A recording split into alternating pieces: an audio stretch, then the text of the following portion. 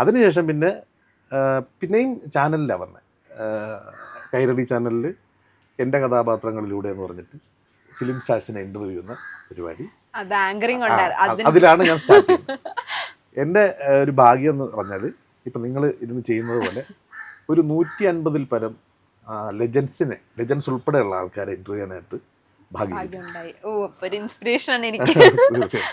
അതൊരു ഭയങ്കര എക്സ്പീരിയൻസ് ആണ്. അന്ന് പിന്നെ ഈ ക്യാമറ ഉള്ള ഫോട്ടോ എടുക്കുന്ന സമ്പ്രദായം ഈ ഫോണിലില്ലാത്തതുകൊണ്ട് അങ്ങനെ പറ്റിയിട്ടില്ല.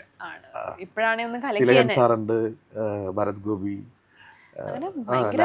മോഹൻലാൽ സാറ്, പിന്നെ നെടുമുടി വേണു, KPSC സണ്ണി. അതെ, അതൊക്കെ ഇങ്ങനെ ഒരു കാരണം അവരുടെ അടുത്ത് ഇന്ററാക്ട് ചെയ്യാനും അവരുടെ അടുത്ത് കുറച്ച് സമയം ഇരിക്കാനൊക്കെ ഭാഗ്യം കിട്ടുക എന്ന് പറഞ്ഞാൽ തന്നെ വലിയ കാര്യമാണ്. അങ്ങനെ ഒരു ഭാഗ്യം കിട്ടി.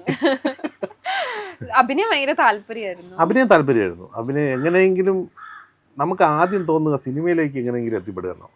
പക്ഷെ നമുക്ക് അതിനകത്ത് എന്തെങ്കിലും ഗോഡ് ഫാദറോ ഒക്കെ വേണമായിരിക്കാം, എനിക്കറിയില്ല ആ സമയത്ത്.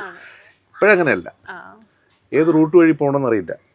പക്ഷേ ഇങ്ങനെ ഇരുന്നിരുന്ന് ചെറിയ ചെറിയ വേഷങ്ങൾ സീരിയൽസിൽ വിളിച്ചു തുടങ്ങി. എന്നെ വിളിച്ചതല്ല, ആ കോണ്ടാക്ട് വഴി ഞങ്ങൾ നിരന്തരം ഫോൺ ചെയ്ത് കിട്ടി. അങ്ങനെയാണ് വരുന്നത്. ആദ്യം വരുന്നത് പണ്ട് സൂര്യ TV കന്യാദാനം എന്ന്